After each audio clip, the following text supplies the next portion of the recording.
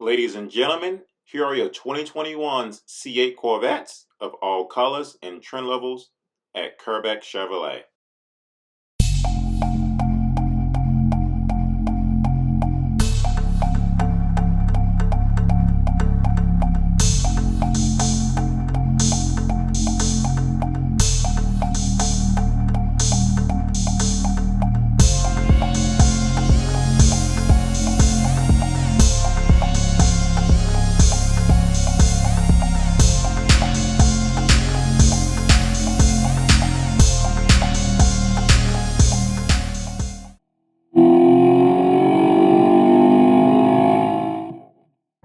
Howdy folks, you on the Seagull and Speed 252 show. Scroll over to the right, click that subscribe button and join this awesome community.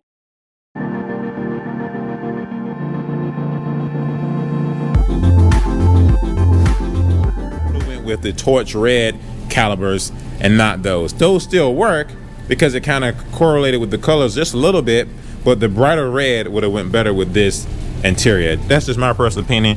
What are you guys' thoughts? So obviously you can see right here that this is GT2 seats, and they actually had the black and red interior, which is the same interior that this car also has. I think this red and black interior goes well with the white. I think this is a little bit too much red in my opinion, but hey, I'm not the one that's paying for the car, so I completely understand. Buy what you like. Here's another car.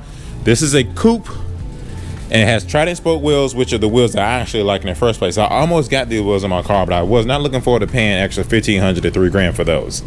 They decided to go with the body color mirror instead of carbon flash, which is okay. Doesn't break up the car that much, but they went with carbon flash side vent right here.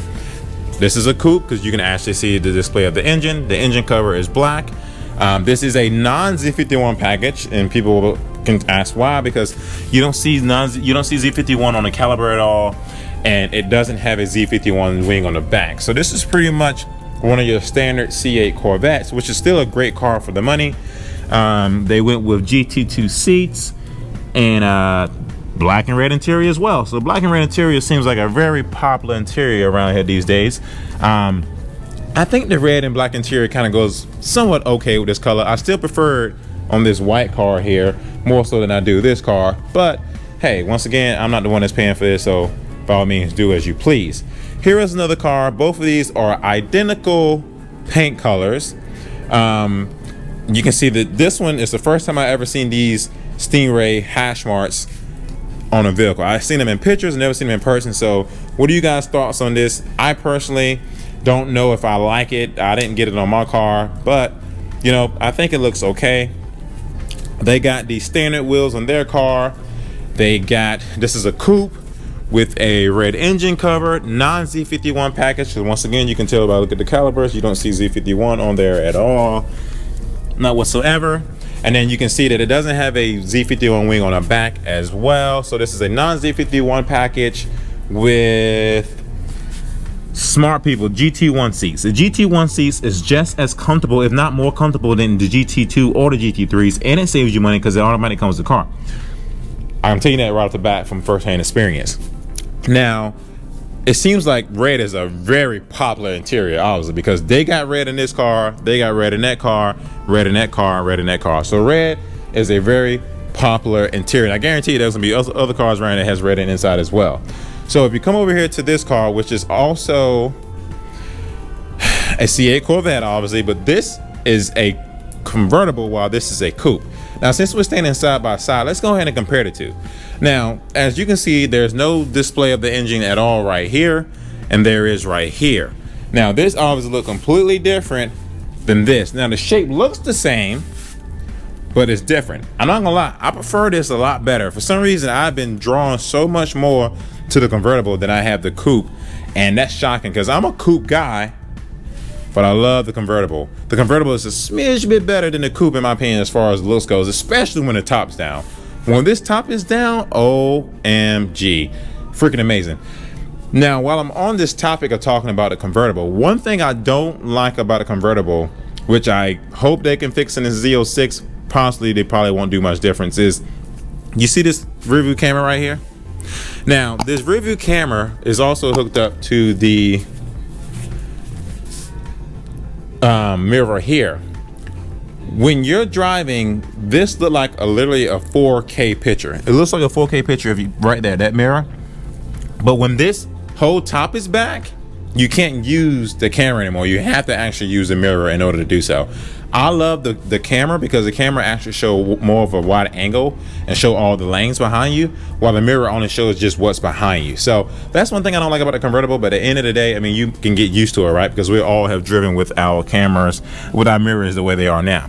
Now, this person chose, looks like GT1 seats, which is, nope.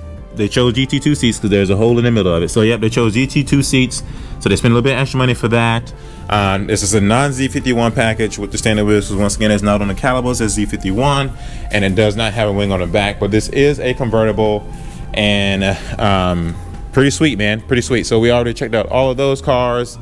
Let's go over to this one right here. This is, I'm gonna say, a freaking nice color. The more I look at it, I like this spec a lot. I like it a lot. They got the carbon fiber on the front.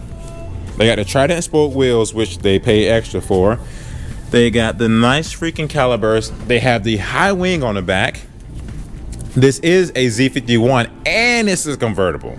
And it got the butter pecan or caramel interior, which is what Chevrolet calls natural interior. There's a mask in there, so obviously somebody's been in this car at some point. Great interior, same interior as mine, except I don't have the GT2 seats. I have the GT1 seats because they was affordable and they came with the car, which was a great option. This convertible looked great in my personal opinion too. Freaking love it. I really do like the convertible a whole lot more than I do the coupe now, just look at it. So if I can afford the Z06 when it comes out, I definitely will plan to get the convertible. I like the body lines of this thing, man. I really want to touch it, but I'm not going to touch it. Really? I'm not going to do it. I'm not going to do it. I like the high wing on the back because I actually got the high wing on my car as well. I was one of the first YouTubers in the country to actually get the high wing from the museum plant on their vehicle, and I love the high wing. The high wing really makes this rear end sticks out and pop, and I really enjoy what this high wing has to offer to this vehicle. So right now, I'm not gonna sit here and lie to you, the best car in this showroom thus far to me would be this Z51 C8 with the convertible interior, because it reminds me a little bit of my car for sure. All right, everyone, so right now I'm in Manhattan, New York. I just got done with my first ever real professional acting photos. I wasn't able to really film it as I thought I was hoping to. I was actually going to shoot them also with my other acting classmate, Robert, where he wasn't available to make it, and that way he would have held a camera and all that stuff. So I wasn't able to actually get any of those footage, and so yeah, I wasn't able to record any of that stuff, but I will put the photos somewhere in this video, hopefully online, so you guys can check it out and see how the photos and stuff look and things like that. But right now,